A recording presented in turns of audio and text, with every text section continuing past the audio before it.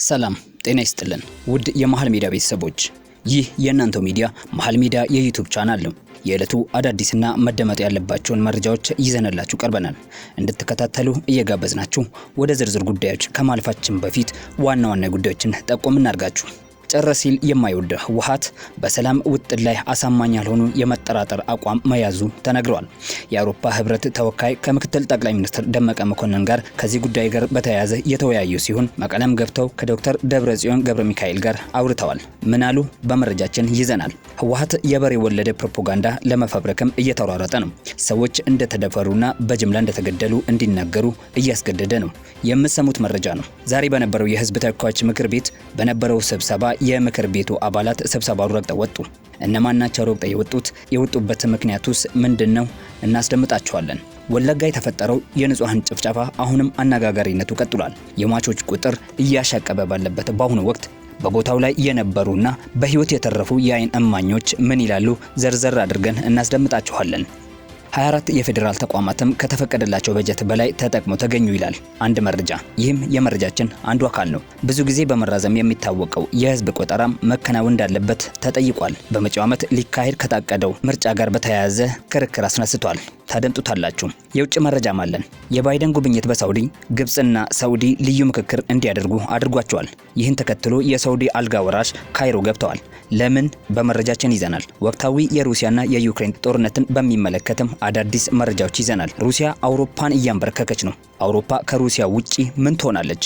እናየዋለን። ሩሲያ በአመቱ መጨረሻ አደገኛውን የጦር መሳሪያ ለጦርነት እንደምትጠቀም አስታውቃለች።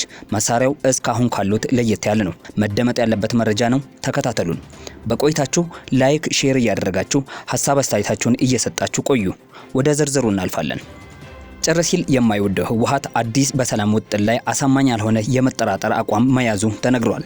የበሬ ወለደ ፕሮፓጋንዳ ለመፈብረክም እየተወረደ ነው። ሰዎች እንደተደፈሩና በጅምላ እንደተገደሉ እንዲናገሩ እያስገደደ ነው። የአውሮፓ ህብረት ተወካይ ከምክትል ጠቅላይ ሚኒስትር ደመቀ መኮንን ጋር የተወያዩ ሲሆን መቀለም ገብተው ከደብረጽዮን ገብረ ሚካኤል ጋር ውይይት አድርገዋል። የአውሮፓ ህብረት የአደጋ ስጋት ስራ አመራር ኮሚሽን ከምክትል ጠቅላይ ሚኒስትርና የውጭ ጉዳይ ሚኒስትር ደመቀ መኮንንና ከህወሓት ሊቀመንበር ዶክተር ደብረጽዮን ገብረ ሚካኤል ጋር ተወያይተዋል። በተጨማሪም የህወሓት ሊቀመንበር ከአውሮፓ የቀውስ ስራ አመራር ኮሚሽን ኮሚሽነር ጄኔዝ ሌናርሲች ጋር ውይይት ማድረጋቸውን የገለጹት ሌላው ህግ የሚፈልጋቸው የህወሓት ቃል አቀባይ ጌታቸው ረዳ ናቸው። ከኮሚሽነሩ ጋር ውይይት ያደረጉት ምክትል ጠቅላይ ሚኒስትርና የውጭ ጉዳይ ሚኒስትሩ ደመቀ መኮንን ኢትዮጵያ ከአውሮፓ ህብረት ጋር ላላት አጋርነት ትልቅ ትኩረት እንደምትሰጥ መናገራቸው ነው የተገለጸው። አዲስ አበባ ከኮሚሽኑና ከአባል አገራቱ ጋር መልካም ግንኙነት ለመፍጠር እየሰራች መሆኑንም ነው የውጭ ጉዳይ ሚኒስትሩ ያሳወቁት። አቶ ደመቀ ለትግራይ ክልል የሚደርሰው እርዳታ የተባበሩት መንግስታት ድርጅት በሳምንት 500 የጭነት መኪኖች እየሄዱ መሆኑን ገልጸው አጋር አካላት የአማራና አፋር ክልሎችን ጨምሮ ለተጎዱ ወገኖች የሚደረገውን ድጋፍ እንዲያፋጥኑ መጠየቃቸውም ተገልጿል። ኮሚሽነር ዣኒዝ በበኩላቸው ነዳጅ፣ ጥሬ ገንዘብና ሌሎችም ድጋፎች ወደ ትግራይ ክልል እንዲሄዱ ጥሪ ማቅረባቸውም ተጠቁሟል። ምክትል ጠቅላይ ሚኒስትሩና የውጭ ጉዳይ ሚኒስትሩ በአፍሪካ ህብረት መሪነት የሰላም ውጥኖች ላይ ህወሓት ያሳየውን አሳማኝ ያልሆነ መጠራጠር አቋም ለኮሚሽነሩ ነግሯል ነው የተባለው። ኮሚሽነሩም ለአፍሪካ ህብረት ለሰላም ሂደቱ ያለውን ድጋፍ ገልጿል። በተጨማሪም የበሬ ወለደ ፕሮፓጋንዳ ለመፈብረክም ቡድኑ እየተሯሯጠ መሆኑ ተጠቁሟል። ሰዎች እንደተደፈሩና በጅምላ እንደተገደሉ እንዲናገሩ እያስገደደ ነው። ምንጮች እንደሚያመለክቱት በአላማጣ ከተማ ለጋዜጠኞች መንግስት አካባቢው ላይ በነበረበት ወቅት ተደፍረናል፣ በጅምላ ተገድለናል፣ ተቀብረናል፣ ተዘርፈናል እንዲሉ እያስገደዳቸው እንደሚገኝ ነው የወጡት መረጃዎች የሚያሳዩት። በዚህም ዶክመንተሪ እንዲሰራ እያደረገ ይገኛል ነው የተባለው። ይህም መንግስትን በሐሰት ለመወንጀል በትኩረት እየሰራ ስለመሆኑ ተገልጿል። በቀጣይ መረጃችን ከአካባቢ ምርጫ በፊት የህዝብ ቆጠራ እንዲካሄድ ተጠየቀ። በቀጣይ ዓመት እንደሚደረግ ከሚጠበቀው የአካባቢ ምርጫ አስቀድሞ በተደጋጋሚ የተራዘመው የህዝብና ቤት ቆጠራ እንዲከናወን ተጠይቋል። የኢትዮጵያ የፖለቲካ ፓርቲዎች የጋራ ምክር ቤት ምርጫው ከመደረጉ በፊት የህዝብና ቤት ቆጠራው መካሄድ እንዳለበት አቋም መያዙ ተናግሯል። በቀጣዩ ዓመት እንደሚደረግ ከሚጠበቀው የአካባቢ ምርጫ አስቀድሞ በተደጋጋሚ የተራዘመው የህዝብና ቤት ቆጠራ እንዲከናወን ተጠይቋል። የኢትዮጵያ የፖለቲካ ፓርቲዎች የጋራ ምክር ቤት የምክር ቤቱ ሰብሳቢ ዶክተር ራሄል ባፌ ባለፉት ዓመታት ካድሬዎች ይሾማሉ፣ በዚያ መንገድ ህዝቡ ሲተዳደር ነበር። አሁን ህዝብ በራሱ እንደራሴ መተዳደር ስላለበት በስራው መሳተፍ እንዳለብን ታምኗል ብለዋል። የአንድ የፖለቲካ ፓርቲ መሪ በበኩላቸው 5 ዓመት ሙሉ ስራቸው ምርጫና ለምርጫ የሚበቁ ሰዎችን ማዘጋጀት መሆኑን ገልጸው አሁን ካለው የሀገሪቱ ነባራዊ ሁኔታ አንጻር ለመራጭም ለተመራጭም ብዙ ተስፋ ሰጪ አይደለም በማለት የሰላምና ጸጥታ ችግሩ የሂደቱ እንቅፋት እንደሚሆኑ ጠቅሰዋል። ለ3 ጊዜ ያክል የተራዘመው የኢትዮጵያ ህዝብና ቤት ቆጠራ በዚህ ዓመት ይደረጋል ተብሎ ተነግሮ የነበረ ቢሆንም እስካሁን አልተከናወነም። ይህ በበጀት ድልድልም ሆነ በምርጫ ሂደትና ውጤቱ ሊያስገኘው ከሚጠበቀው ጥቅም አንጻር አሉታዊ ተጽዕኖ የሚያሳርፍ ስለመሆኑም ተነግሯል። ከዚህ ጋር በተያያዘ ምርጫ ቦርድ ቀጣይ ዓመት ለማካሄድ ላሰበው ምርጫ የተመደበለት በጀት ትንሽ መሆኑን አስታውቆ ነበር። በቀጣይ መረጃችን ደግሞ ዛሬ በነበረው የህዝብ ተወካዮች ምክር ቤት በነበረው ስብሰባ የምክር ቤቱ አባላት ስብሰባውን ረግጠው ወጡ። ስብሰባውን ረግጠው የወጡት የአብን አመራሮች የተወካዮች ምክር ቤት አባላት የነበሩ ሲሆን ምክንያቱ ደግሞ መደበኛ ስብሰባው በህሊና ጸሎት እንዲጀመርና የሀዘን ቀን እንዲታወጅ ጠይቀው ነበር። ምክር ቤቱ ወለጋ ላይ የተገደሉ ዜጎችን ጉዳይ በአጀንዳነት እንዲይዝ በአብን አባላት የቀረበለትን ጥያቄ ሳይቀበል ቀርቷል። በዚህም የአብን ምክር ቤት አባላት ስብሰባውን ረግጠው ወጥተዋል። አባላቱ ቃለ ጉባኤ ለማጽደቅና የኦዲት ሪፖርት ለማድመጥ ዛሬ ማክሰኞ ሰኔ 14 ቀን 2014 ዓ.ም የተካሄደውን መደበኛ ስብሰባ ረግጠው የወጡት ምክር ቤቱ በወለጋ ጥቃት የሞቱ ዜጎችን ጉዳይ በአጀንዳነት ለመያዝ አለመፍቀዱን ተከትሎ ነው። በስብሰባው መጀመሪያ የአብን የባህር ዳር ተወካይ የምክር ቤቱ አባልና የቀድሞ የድርጅቱ ሊቀመንበር ዶክተር ደሳለኝ ጫኔ በወለጋ የተገደሉ ዜጎች ጉዳይ በአጀንዳነት እንዲያዝ ጠይቀው ነበር። ጉዳዩን በአጀንዳነት መያዝ ብቻም ሳይሆን ስብሰባው በራሱ በህሊና ጸሎት ሊጀመርና ብሔራዊ የሀዘን ቀን ሊታወጅ እንደሚገባም ነው የአብን ተወካዮች የጠየቁት። ሆኖም ምክር ቤቱ ከተያዘው አጀንዳ ውጪ ሌላ አጀንዳ አይዝም ያሉት የምክር ቤቱ አፈ ጉባኤ አቶ ታገሰ ጫፎ ሌላ አጀንዳ ለመያዝ የራሱ አሰራር እንዳለው በመግለጽ ጥያቄውን ሳይቀበሉ ቀርተዋል። አቶ ታገሰ ጫፎ የምክር ቤቱ አፈ ጉባኤ ባልተያዘ አጀንዳ ላይ አንወያይም፣ አጀንዳ ካለ የአማካሪ ኮሚቴ አባል ስለሆኑ በሱ በኩል እንነጋገራለን በማለት ነበር ጥያቄውን ሳይቀበሉ የቀሩት። ይህንን ተከትሎ አፈ ጉባኤው በመከልከላቸውና አፈና ስለተፈጸመብን ስብሰባውን አቋርጠን ለመውጣት ተገደናል ያሉት አባላቱም ስብሰባውን ረግጠው የወጡት የአብን የምክር ቤት አባላት የባህር ዳር ከተማ ተወካዩ ዶክተር ደሳለኝ ጫኔ፣ የጅጅጋ ተወካዩ አቶ አበባው ደሳለው፣ የሸበል በርናታ ኤድ ውሃ ተወካይ አቶ ሙሉቀን አሰፋና የጭስ አባይ ተወካይ አቶ ዘመነ ኃይሉ ናቸው ተብሏል። ቀጣይ መረጃችን ወለጋ የተፈጠረው የንጹሃን ጭፍጨፋ አሁንም አነጋጋሪነቱ ቀጥሏል። የሟቾች ቁጥር እያሻቀበ ባለበት በአሁኑ ወቅት በቦታ ላይ የነበሩና በህይወት የተረፉ የዓይን እማኞች የሚሉት ነገር አላቸው። ቢቢሲና ሮይተርስ ዜና ወኪል የአካባቢው ነዋሪዎችና የዓይን እማኞችን አናግረን አገኘን ባሉት መረጃ በመቶዎች የሚቆጠሩ ንጹሃን የተገደሉባት ግምቢ ወረዳ ቶሌ በመባል የምትታወቀው አካባቢ በአንድ ጀንበር ያውም በሰዓታት እድሜ ውስጥ የበርካቶችን ህይወት አታለች። በዚህ ዙሪያ የሟቾች ቁጥር እስካሁን እያሻቀበ የሚገኝ ቢሆንም አሁን ድረስ ገለልተኛ አካል ገብቶ ጉዳዩን አላጣራም። ነገር ግን እስካሁን ከአካባቢው ነዋሪዎችና የዓይን እማኞች ተገኘ በተባለው መረጃ ከ260 እስከ 320 የሚደርሱ ሰዎች ቅዳሜ ዕለት ህይወታቸውን አጥተዋል። ሮይተርስ እና ቢቢሲ ከአካባቢው ያገኘን ባሉት መረጃ ደግሞ በመንደሮቹ በጥቃቱ የተገደሉ ነዋሪዎችን አስክሬን በመሰብሰብ እሁድና ሰኞ ዕለት በጅምላ መቀበራቸውን እያስነበቡ ነው። በቀዳሚው ጥቃት አብዛኞቹ ሰለባዎች በአካባቢው ረጅም ጊዜ የኖሩ የአማራ ብሔር ተወላጆች መሆናቸውም ተገልጿል። አንድ የከተማዋ ነዋሪ ለሮይተርስ እንደገለጸው 260 ሰዎች ተገድለዋል ያለ ሲሆን ሌላ ነዋሪ ደግሞ የሟቾች ቁጥር 320 ይደርሳል ብሏል። ነዋሪዎቹ ለደህንነታቸው በመስጋት ስማቸውን ለመግለጽ አልፈለጉም። እስካሁን አስክሬናቸውን ሰብስበን የቀበርናቸው 260 ሰዎች ናቸው። በእርሻ ቦታ ላይ ነው የቀበርናቸው። በአንድ መቃብር ላይ ከ50 እስከ 60 የሚሆኑ ሰዎችን ደራርበን ነው የቀበርነው ብለዋል ነዋሪዎቹ ለሮይተርስ የዜና ወኪል። ተናጋሪው ነዋሪ ሲገልጽ እሱ በጉድጓድ ውስጥ ተደብቆ ቢተርፍም በጥቃቱ 4 ወንድሞቹና እህቶቹ እንዲሁም 3 የአጎቱ ልጆች ተገድለውበታል። ምንም እንኳን የሸኔ ቡድን ለጥቃቱ የመንግስት ወታደሮችን ተጠያቂ ቢያደርግም የአካባቢው ነዋሪዎች ግን ጥቃቱ የተፈጸመው መንግስት ሸኔ የሚለውና በሽብርተኝነት የተፈረጀው የኦሮሞ ነጻነት ሰራዊት አባላት መሆናቸውን ይጠቅሳሉ። ከጥቃቱ በኋላ ጠቅላይ ሚኒስትር አብይ አህመድ መንግስታቸው ድርጊቱን እንደማይታገስ በመግለጽ በትዊተር ገጻቸው ላይ አስፍረው ነበር። በዛሬው ዕለት ደግሞ በአረንጓዴ አሻራ መርሃ ግብር ላይ የመንግስት ሰራዊት ሰፋ ያለ እርምጃ መውሰድ መጀመሩን አንስቶም ይህም ተጠናክሮ የሚቀጥልና አስተማሪ የሆነ እርምጃ እንደሚወሰድም ነው የተናገሩት። አንዳንድ ነዋሪዎች እንደሚናገሩት በተለያዩ ጊዜዎች በሰላማዊ ዜጎች ላይ የሚደርሱ ጥቃቶች አለመቆማቸውንም በማየት መፍትሄ ያሉትን ሀሳብ እያነሱ ነው።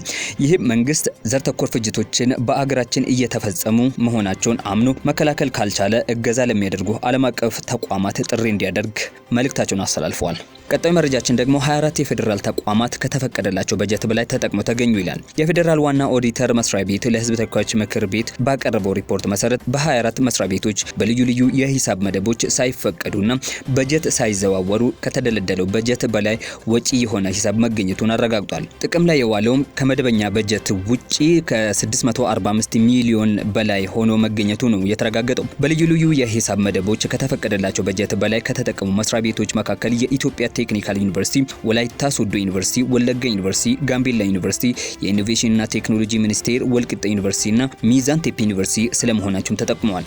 ተቋማቱ በሂሳብ ኮዶቹ ከተፈቀደው በጀት ከ10 በመቶ በላይ ያልተጠቀሙበትን ብቻ በመውሰድ በድምሩ ከ21 ቢሊዮን ብር በላይ ያልተሰራበት በጀት ተገኝቷል ማለቱን ከምክር ቤቱ ያገኘነው መረጃ ያመለክታል። ወደ ውጭ መረጃችን ስናልፍ ደግሞ የባይደን ጉብኝት በሳውዲ ግብጽና ሳውዲ ልዩ ምክክር እንዲያደርጉ አድርጓቸዋል። ይህን ተከትሎ የሳውዲ አልጋ ወራሽ ካይሮ ገብተዋል።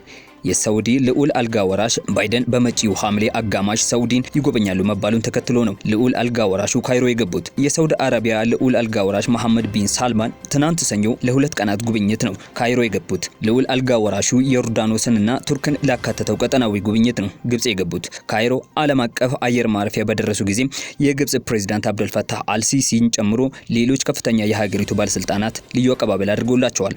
ቢን ሳልማንና ፕሬዝዳንት ሲሲ ዛሬ ማክሰኞ በአል ኢቲሃዲያ ቤተ መንግስት ተገኝተው በሁለትዮሽና ሌሎች ቀጠናዊ ጉዳዮች ላይ እንደመከሩም ተጠቅመዋል። ምክክሩ የሩሲያ የዩክሬን ጦርነት በመካከለኛው ምስራቅ ቀጠና ባሰፈረው ተጽዕኖና የአሜሪካው ፕሬዝዳንት ጆ ባይደን በቀጣይ ወር በሳውዲ አረቢያ ለማድረግ ካሰቡት ጉብኝት ላይ ሊያተኩር እንደሚችልም ሳውዲ ፕሬስ ዘግቧል። ባይደን በቅርቡ ሊያደርጉት የነበረውን ጉብኝት ወደ ቀጣይ ወር የመጀመሪያ ሳምንት አካባቢ ማዛወራቸው የሚታወቅ ነው።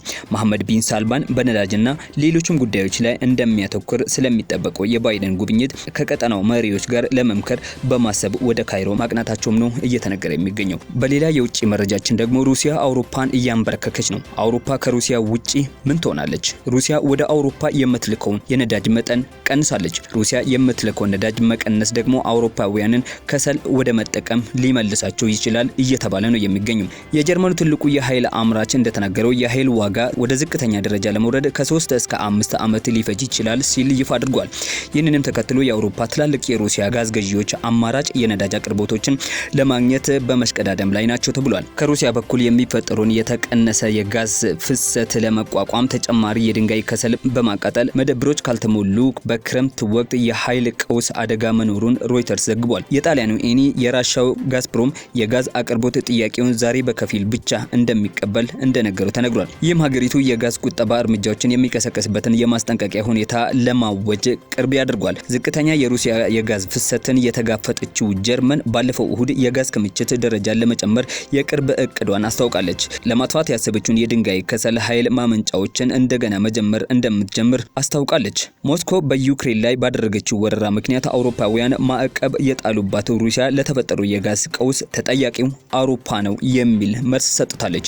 የኤነርጂ ቀውስ ለአውሮፓ ፖሊሲ አውጪዎች የቤተሰብ የኃይል ክፍያና የምግብ የዋጋ ግሽበት እየተናደዱ መሆናቸው ደግሞ ሌላ ራስ መታት ሆኖባቸዋል። የጀርመኑ ትልቁ የኃይል አምራች RWE ዋና ስራ አስፈጻሚ ማርክስ ክሬበር እንደተናገሩት የኃይል ዋጋ ወደ ዝቅተኛ ደረጃ ለመውረድ ከ3 እስከ 5 ዓመት ሊፈጅ ይችላል ብለዋል። ይህም የቤተሰብ ወጪን በማዳከምና በኢኮኖሚ ላይ ጉዳት ይኖራል ብለዋል። የአውሮፓ ትልቁን ኢኮኖሚ የሚያቀርበው ዋና መንገድ በሆነው በኖርድ ስትሪም አንድ የቧንቧ መስመር በኩል ወደ ጀርመን የሚፈሰው የሩሲያ ጋዝ ምንም እንኳን ካለፈው ሳምንት መባቻ ጀምሮ እስካሁን ድረስ 40 በመቶ የሚሆነውን አቅሙ እየሰራ ነው። ኢኒና የጀርመን መገልገያ ዩኒፐር ሁለቱም ከሩሲያ የሚያገኙት ጋዝ ከኮንትራቱ ያነሰ መጠን ነው ብለዋል። የዘገባው ምንጭ ደግሞ አርቲ ወርልድ ነው። በሌላ በኩል ሩሲያ በአመቱ መጨረሻ አደገኛውን የጦር መሳሪያ ለጦርነት እጠቀማለሁ ብላለች። መሳሪያው እስካሁን ካሉት ለየት ያሉ ነው። ሩሲያ ሳርማት አህጉር አቋራጭ ሚሳኤልን በአመቱ መጨረሻ ለውጊያ እንደምትጠቀም ፑቲን ገልጸዋል። ሩሲያ ሳርማት ወይም አውሬው 2 ሚሳኤልን ከወራት በፊት መሞከራ የሚታወስ ነው። ይህ ሳርማት የተባለው ሚሳኤል 15 የኒውክሌር አረሮችን የሚሸከም ሲሆን እስከ 35000 ኪሎ ሜትር ርቀት ተምዘግዝጎ ማጥቃት ይችላል። የሩሲያ ፕሬዝዳንት ቭላድሚር ፑቲን ሀገራቸው ሳርማት የተባለውን አህጉር አቋራጭ ሚሳኤል በያዝነው አመት ለውጊያ መጠቀም እንደምትጀምር አስታውቋል።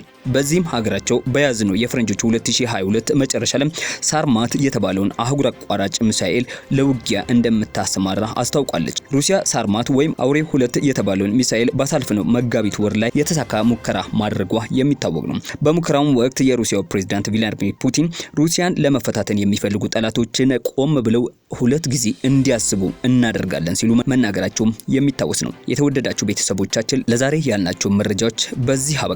ወዳችሁና ፈቅዳችሁ ከኛ ጋር ስለሆናችሁ ምስጋናችን ከልብ ነው። ቸር ሰንብቱ።